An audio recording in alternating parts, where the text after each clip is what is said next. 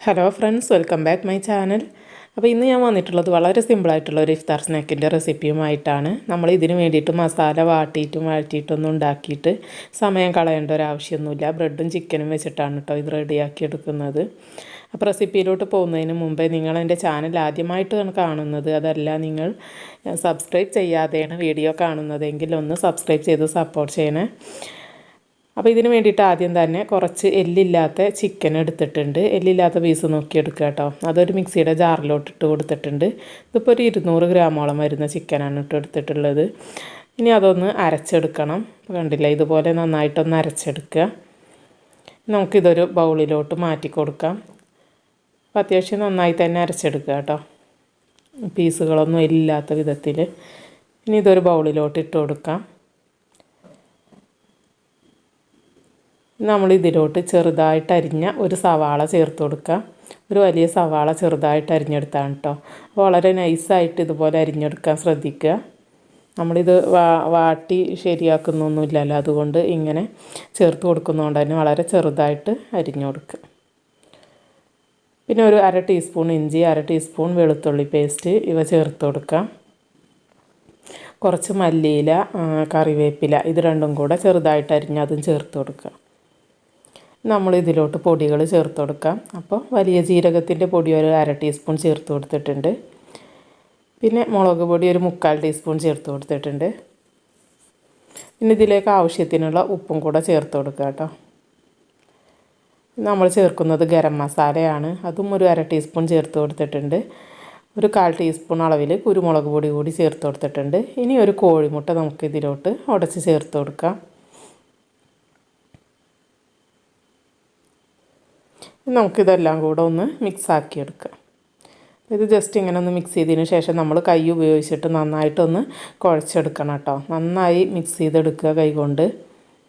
നമ്മളതിൽ ചേർത്തിട്ടുള്ള ആ ഒരു ഇൻഗ്രീഡിയൻസൊക്കെ നന്നായിട്ട് ആ ഒരു ചിക്കനും അതെല്ലാം കൂടെ നന്നായി മിക്സ് ആവുന്നത് വരെ നന്നായിട്ടൊന്ന് കുഴച്ചെടുക്കുക.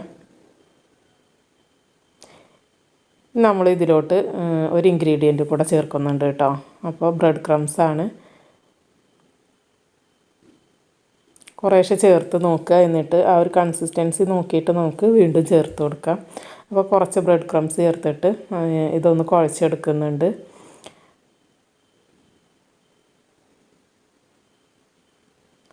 ഒരുപാട് ടൈറ്റാക്കി എടുക്കരുത് കേട്ടോ. കുറഞ്ഞൊരു ലൂസായിട്ടുള്ള ടൈപ്പിൽ തന്നെ വേണം. അതല്ലെങ്കിൽ നമ്മളിത് വേവിക്കുന്ന സമയത്ത് അതിൻ്റെ ഉള്ളിൽ വേവില്ല. ഒരു ടൈറ്റായിട്ടായിരിക്കുക, നല്ല ബലമായിരിക്കും. അപ്പോൾ ഇതാണ് കേട്ടോ ഇതിൻ്റെ ഒരു കൺസിസ്റ്റൻസി. നമുക്ക് കയ്യിലിട്ടിട്ട് ഇങ്ങനെ ഉരുട്ടിയെടുക്കാൻ കഴിയണം. അപ്പോൾ കയ്യിൽ ഇത്തിരി എണ്ണ തടവി കൊടുത്തിട്ട് നമുക്കിതിന്ന് കുറേശ്ശെ ആയിട്ടെടുത്ത് ബോളാക്കി കൊടുക്കാം. അപ്പോൾ ഇങ്ങനെ എണ്ണ തടവി കൊടുത്താൽ നമുക്ക് ഈസി ആയിട്ട് ചെയ്തെടുക്കാൻ പറ്റും കേട്ടോ, കയ്യുമ്മലൊന്നും ഒട്ടാതെ. അപ്പോൾ ഞാൻ വളരെ കുഞ്ഞു ബോൾസായിട്ടാണ് ഉണ്ടാക്കുന്നത്. അപ്പോൾ ഒരുപാട് വലുതാക്കി ഉണ്ടാക്കാതിരിക്കാൻ ശ്രദ്ധിക്കുക. കാരണം നമ്മളിത് വാട്ടൊന്നും ചെയ്യാത്തത് കൊണ്ട് തന്നെ അതിൻ്റെ ഉള്ളൊക്കെ ഒന്ന് നന്നായിട്ട് കുക്കായി വരാൻ വേണ്ടിയിട്ടാണ് കുഞ്ഞു കുഞ്ഞു ബോൾസ് ഉണ്ടാക്കുന്നത്. പിന്നെ കുട്ടികൾക്കൊക്കെ ഇങ്ങനെ ചെറിയ ബോൾസ് ആകുമ്പോൾ കഴിക്കാനും ഇഷ്ടമാവും. അപ്പോൾ ഇതുപോലെ നമുക്കിതെല്ലാം ഒന്ന് ഷേപ്പ് ചെയ്തെടുക്കാം. അപ്പോൾ ഒരുപാട് ബ്രെഡ് ക്രംസ് ചേർത്തിട്ട് ഇത് നന്നായിട്ട് ടൈറ്റാക്കി എടുക്കാതിരിക്കുക കേട്ടോ. കുറഞ്ഞൊരു ലൂസായിട്ടുള്ള ടൈപ്പ് തന്നെ എടുക്കാൻ ശ്രദ്ധിക്കുക. നമ്മുടെ ഈ ഒരു സ്നാക്ക് ഭയങ്കര ഹാർഡായി പോകും അതല്ല എന്നുണ്ടെങ്കിൽ. ഇപ്പോൾ കണ്ടില്ലേ, എല്ലാം അതുപോലെ ഷേപ്പ് ചെയ്തെടുത്തിട്ടുണ്ട്. അപ്പോൾ വളരെ ചെറിയ ബോൾസായിട്ടാണ് നിങ്ങൾക്ക് കാണുമ്പോൾ മനസ്സിലാവും ഞാൻ ചെയ്തെടുത്തിട്ടുള്ളത്. അപ്പോൾ കുറച്ച് ചെറുതായിട്ട് തന്നെ ഉണ്ടാക്കുന്നതാണ് കേട്ടോ നല്ലത്. പെട്ടെന്ന് കുക്കായി കിട്ടാനൊക്കെ അതുതന്നെയാണ് നല്ലത്. നമ്മൾ ഒരു കോഴിമുട്ട കൂടി എടുക്കുന്നുണ്ട്. അത് ഇതിലോട്ടൊന്ന് ഒഴിച്ചു കൊടുക്കാം. ഇനി ഇതിൽ നമ്മൾ പ്രത്യേകിച്ച് ഒന്നും ചേർക്കുന്നില്ല കേട്ടോ. ഉപ്പോ കുരുമുളക് പൊടി അങ്ങനെ ഒന്നും ചേർക്കുന്നില്ല. ജസ്റ്റ് ഇതൊന്ന് മിക്സ് ചെയ്തെടുക്കാം. ഇനി കുറച്ച് ബ്രെഡ് ക്രംസും കൂടെ നമുക്ക് ആവശ്യമുണ്ട് കേട്ടോ, ഇത് ഫ്രൈ ചെയ്തെടുക്കാൻ വേണ്ടിയിട്ടാണ്. അപ്പോൾ ഈ ഒരു മുട്ടയുടെ മിക്സിയിൽ മുക്കിയിട്ട് ആ ഒരു ബ്രെഡ് ക്രംസ് കോട്ട് ചെയ്തിട്ടാണ് നമ്മൾ ഇതെല്ലാം ഫ്രൈ ചെയ്തെടുക്കുന്നത്. അപ്പോൾ കുറച്ച് ബ്രെഡ് ക്രംസും കൂടെ എടുത്തിട്ടുണ്ട്. മൊത്തത്തിൽ 5 ബ്രെഡിൻ്റെ ക്രംസാണ് കേട്ടോ ഞാൻ എല്ലാത്തിനും കൂടെ എടുത്തത്. നമ്മൾ മസാലയിൽ കുറച്ച് ബ്രെഡ് ക്രംസ് ചേർക്കുന്നുണ്ടല്ലോ. അപ്പോൾ ഒരു 5 ബ്രെഡ് പൊടിച്ചെടുത്തതാണ്. അത് കറക്റ്റായിരുന്നു കേട്ടോ അളവ്.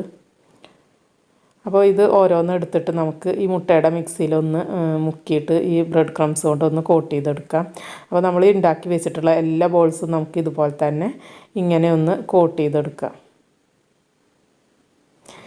ഇതിങ്ങനെ ചെയ്തിട്ട് നമുക്ക് ഫ്രീസറിൽ സൂക്ഷിക്കാം കേട്ടോ. ആവശ്യത്തിനുള്ളത് എടുത്തിട്ട് നമുക്ക് ഫ്രൈ ചെയ്തെടുത്താൽ മതി.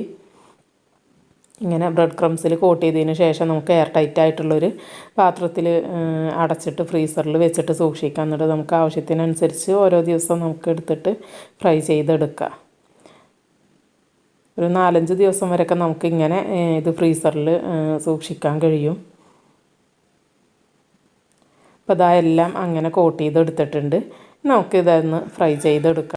പിന്നെ നമ്മൾ ഈ സ്നാക്ക് ഫ്രൈ ചെയ്തെടുക്കുന്നത് ഞാൻ വെളിച്ചെണ്ണ ഉപയോഗിച്ചിട്ടാണ് കേട്ടോ. അപ്പോൾ ഏത് എണ്ണ വേണമെങ്കിലും ഉപയോഗിക്കാം. വെളിച്ചെണ്ണയിലാവുമ്പോൾ ഒന്നും കൂടെ നമുക്കൊരു ടേസ്റ്റ് കൂടുതൽ കിട്ടും. പിന്നെ ഇത് ഫ്രൈ ചെയ്യുന്ന സമയത്ത് ഈ എണ്ണ നന്നായിട്ട് ചൂടായതിന് ശേഷം ഇതിട്ട് കൊടുക്കരുത്. ജസ്റ്റ് എണ്ണ ഒന്ന് ചൂടായി വരുന്ന സമയത്ത് തന്നെ നമുക്ക് ഈ സ്നാക്ക് ഇതിലോട്ട് ചേർത്ത് കൊടുക്കാം. നന്നായിട്ട് ചൂടായതിന് ശേഷം ഇട്ട് കൊടുത്താൽ ഇതിൻ്റെ പുറം ഭാഗമൊക്കെ പെട്ടെന്ന് അങ്ങോട്ട് കരിഞ്ഞ് ബ്രൗണായി പോകും. കരിയല്ല, നന്നായിട്ട് ബ്രൗണായി പോകും. ഉൾവശം വെന്ത് കിട്ടില്ല. നമ്മൾ ഇതിലുള്ള ഒരു സാധനം കുക്ക് ചെയ്തെടുത്തിട്ടില്ല. അപ്പോൾ അതുകൊണ്ട് തന്നെ ലോ ഫ്ലെയിമിലിട്ടിട്ട് കുറച്ച് സമയമൊന്ന് ഇത് നമ്മൾ കുക്ക് ചെയ്തെടുക്കേണ്ടതുണ്ട്.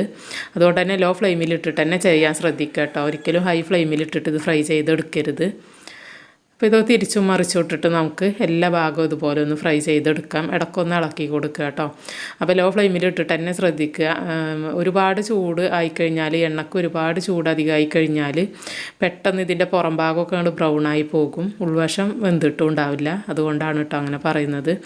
അപ്പോൾ ഒരു 10 മിനിറ്റ് നമ്മൾ ലോ ഫ്ലെയിമിൽ ഇട്ടിട്ട് ഇത് ഇങ്ങനെ ഫ്രൈ ചെയ്തെടുക്കേണ്ടതുണ്ട്. അപ്പോഴത്തേക്കും അതൊക്കെ വെന്തിട്ടുണ്ടാവും. പിന്നെ ചിക്കന് ആയതുകൊണ്ട് തന്നെ കൂടുതൽ വേവിൻ്റെ ആവശ്യമില്ലല്ലോ. അപ്പോൾ ഈ ഒരു സ്നാക്ക് ഇങ്ങനെ ഉണ്ടാക്കുമ്പോൾ, നമ്മൾ വാട്ടാതെ ഉണ്ടാക്കുമ്പോൾ ചിക്കൻ തന്നെ എടുക്കാൻ ശ്രദ്ധിക്കുക കേട്ടോ. പിന്നെ ഒരു സംശയം ഉണ്ടാകും, നമ്മൾ ചിക്കൻ വേവിച്ചിട്ട് ചേർത്താൽ പോരെ ഇതിൽ എന്നുള്ളത്. അങ്ങനെ ഉണ്ടാക്കിയാൽ പോരേന്ന്. പക്ഷേ വേവിച്ചിട്ട് നമ്മൾ ഇതുപോലെ സ്നാക്ക് ഉണ്ടാക്കുമ്പോഴും വേവിക്കാണ്ട് ഇങ്ങനെ ഉണ്ടാക്കുമ്പോഴും ടേസ്റ്റിൽ ഒരുപാട് വ്യത്യാസമുണ്ട് കേട്ടോ. ഈ ഒരു ടേസ്റ്റ് ഒരിക്കലും നമ്മൾ ചിക്കൻ വേവിച്ചിട്ട് ഉണ്ടാക്കുമ്പോൾ കിട്ടൂല.